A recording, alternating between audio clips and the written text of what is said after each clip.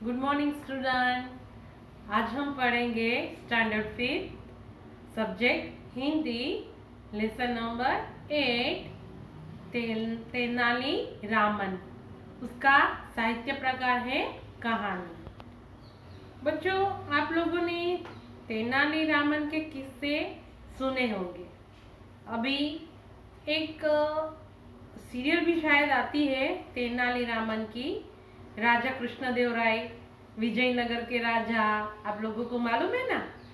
हाँ, तो ये ऐसे ही एक कहानी है तेनाली रामन की। तेनाली रामन बहुत बुद्धिवादी था, वो तो आप लोग जानते हैं। इस कहानी में उसकी बुद्धि चातुर्य की प्रशंसा की गई है। आप लोग जानते हैं, मैं आपको एक छोटा सा किस्सा सुनाती हूँ। तेनालीरामन के राजा कृष्णदेव राय के दरबार में एक बार एक व्यापारी आया और एक संदूक लेकर आया। बोला कि ये संदूक राजा आप अपने खजाने में रख दीजिए, मुझे यात्रा करने के लिए जाना है, इसके अंदर कीमती खजाना भरा पड़ा है। ऐसा करके वो देकर चला गया।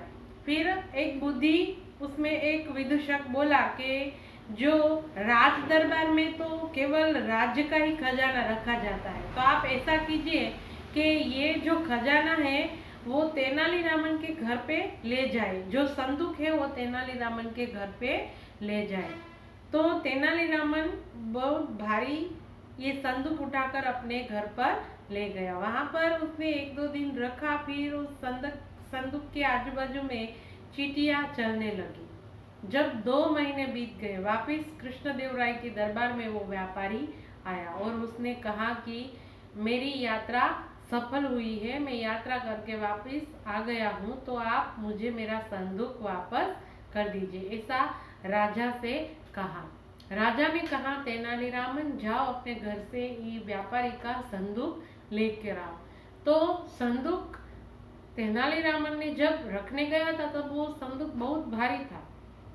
अभी वो संदूक एकदम हल्का हो गया है। तो उसने सोचा, बहुत सोचा, पास्ट में जाकर सोचा, देखा कि इसमें क्या हो सकता है। फिर अपनी एक युक्ति सुझाई। उसने कहा कि व्यापारी से जाकर सभा में कहा कि आपके पूर्वज आए हुए हो, मुझे संदूक लाने नहीं दे रहे। तो सब जो सभा भरी हुई थी वो सब तेनालीरामन के घर गई और खोल कर देखा कृष्णदेव राय ने, तो एक्चुअल में वो संदूक के अंदर कोई खजाना नहीं था। उसके अंदर सिर्फ शक्कर रखी हुई थी। तो शक्कर पहले रखी थी तब भारी थी, उसके बाद वो चींटियों ने 2 महीने खाई तो शक्कर खत्म हो गई। उसके बाद वो हल्का हो गया संदूक। तो इस युक्ति के कारण राजा कृष्णदेव राय ने तेनालीरामन को सम्मानित किया और वो व्यापारी को दंडित किया। ऐसे ही यहाँ पर तेनालीरामन की कहानी है, हम देखते हैं। तो प्राचीन समय में राजाओं के दरबार में ऐसे विदूषक हुआ करते थे। आपको मालूम है, अकबर बीरबल की बात आपने सुनी होगी। बीरबल भी इतना चातुर्य, इतना चतुर व्यक्ति है। जो भी अकबर के दरबार में समस्याएं आती थी तो उसका हल बीरबल ही किया करता था। तो ऐसी ही यहाँ पर एक अनोखी बात है तेनालीरामन की। देखते हैं, प्राचीन काल में राजाओं के दरबार में विदूषक होते थे। वे अपनी हाजिर जवाबी से राजा महाराजाओं का मनोरंजन करते थे तथा बुद्धि बल से कठिन समस्याओं का हल भी निकाल देते थे। हाजिर जवाबी, तुरंत जवाब दे देना, वो उसको हाजिर जवाबी बोलते हैं। जो भी समस्या जो भी हो उसके मुंह पे बोल देते थे सीधा। उत्तर भारत में राजा अकबर और बीरबल के किस्से तो जग जाहिर है। आपने वो किस्से तो सुने हैं, मैंने आपको बताया। उसी प्रकार दक्षिण में तेनालीराम को विशेष प्रसिद्धि प्राप्त थी। ये तेनालीरामन भी विशेष प्रसिद्ध थे, बुद्धि के बारे में उसको प्रसिद्धि प्राप्त हुई थी।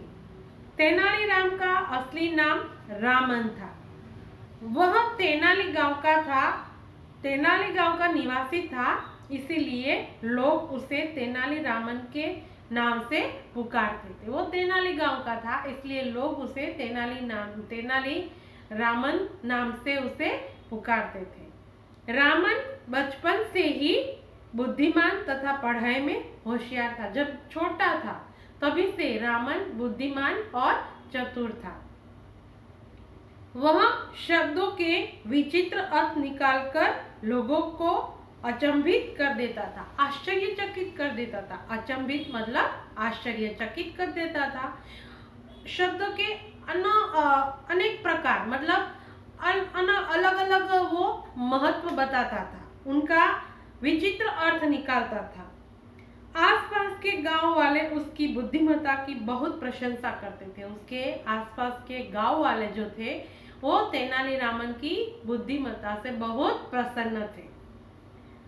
रामन चाहता था कि वह विजयनगर के राजा कृष्णदेव के दरबार में जाए। राजा कृष्णदेव राय के दरबार में जाने की तेनालीरामन की इच्छा थी। उसको ये अंदर से ही इच्छा थी कि वो तेनालीरामन के राजा कृष्णदेव राय के दरबार में जाए। रामन जानता था कि महाराज कृष्णदेव राय के दरबार में बड़े बड़े विद्वान रहते थे। उसको मालूम है कि उसके दरबार में बड़े बड़े विद्वान थे, फिर भी उसको वहां जाने की इच्छा थी। वहां अपना स्थान बनाना कोई सरल कार्य नहीं है, फिर भी वह अपने निश्चय पर अडिग रहा। एक बार कृष्णदेव के दरबार में प्रसिद्ध विद्वान भट्टाचार्य छुट्टियां मनाने पास के गांव में आए हुए थे। वहां के एक विद्वान, प्रसिद्ध विद्वान भट्टाचार्य पास के गांव में छुट्टी मनाने के लिए आए हुए थे। रामन को जब उसकी सूचना मिली तब वह तुरंत उनके पास पहुंचा और अपनी इच्छा प्रकट की। रामन को पता चला कि राजा कृष्णदेव राय के दरबार से भट्टाचार्य जी आए हुए हैं, तो उनके पास उनसे भेंट करने के लिए वो तुरंत दौड़ा चला गया। भट्टाचार्य ने उसे सहायता करने का वचन दिया। रामन प्रसन्न होकर उनकी सेवा करने लगा। भट्टाचार्य ने रामन की मतलब उनकी प्रशंसा की और उनकी सेवा करने लगा। उनको सहायता करने के लिए भट्टाचार्य ने बोला था। किसकी सहायता करने के लिए? रामन की सहायता। रामन की सहायता करने के लिए भट्टाचार्य ने बोला था। तो इस प्रसन्नता से प्रसन्न होकर तेनालीरामन उसकी सेवा करने लगा। कुछ समय पश्चात भट्टाचार्य वापस राजधानी विजयनगर लौट गए। रामन उनके संदेश की प्रतीक्षा करता रहा। रामन को पता नहीं था कि ये भट्टाचार्य उसकी मदद करने वाले नहीं है। वो तो उनकी राह देखता रहा कि कब उनका कोई पत्र आए, चिट्ठी आए, उनको बुलावा आए, ऐसी वो प्रतीक्षा करने लगा।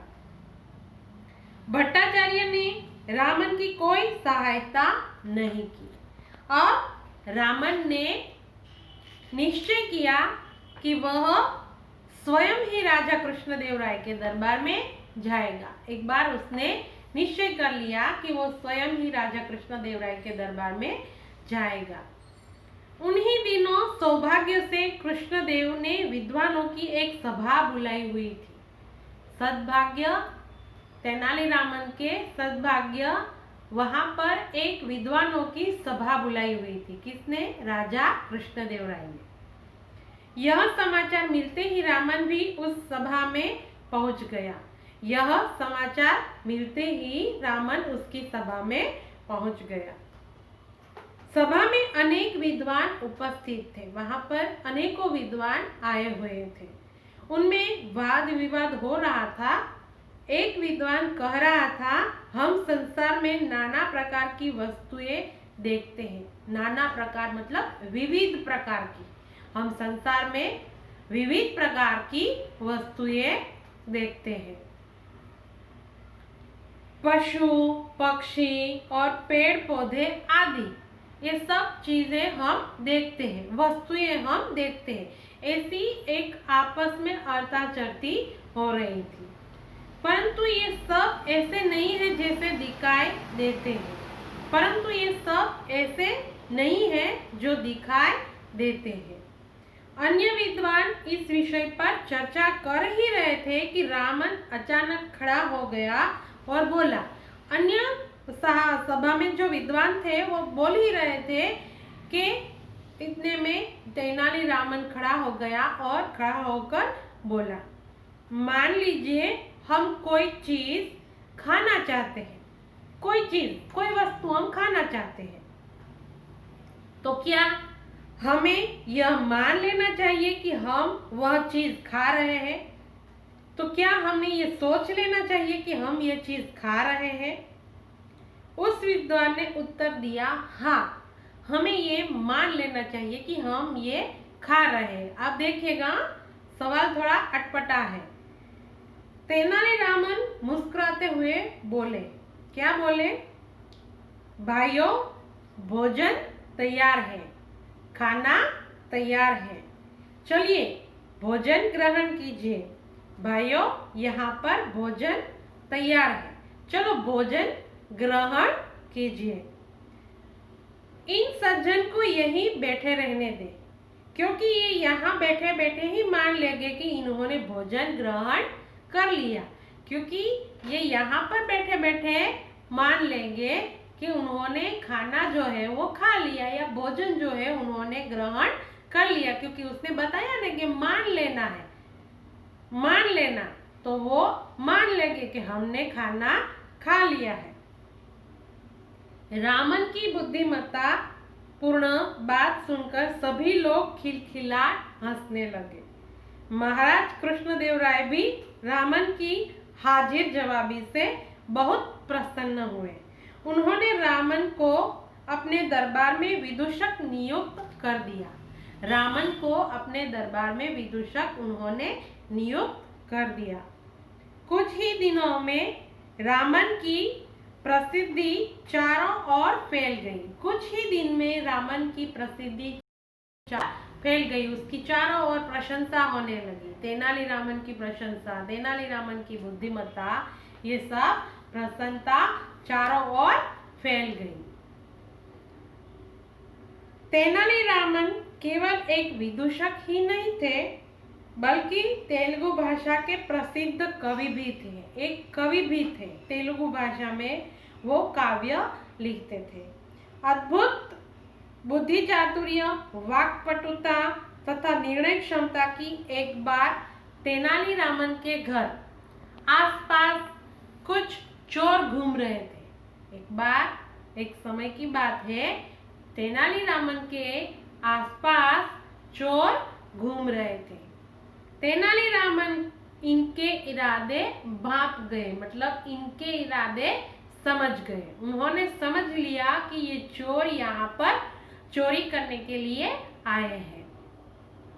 उन्होंने अपनी पत्नी से जोर से कहा, सुनो, हमारे पास जो धन, सोना और हीरे आदि है, उसे एक संदूक में भर दो।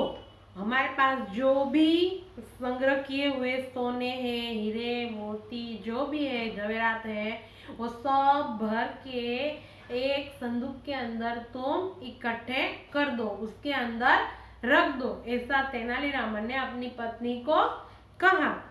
तो मैं उसे अपने बगीचे में एक कुएं में छिपा दूंगा। यानी उसने कहा कि ये संदूक लेके मैं हमारे पास में जो बगीचा है, जो गार्डन है, उसके अंदर, उसमें एक कुआं भी है, तो कुएं के अंदर वो मैं संदूक है वो छिपा दूंगा।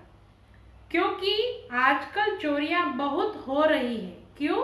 क्योंकि आजकल चोरियां बहुत हो रही है।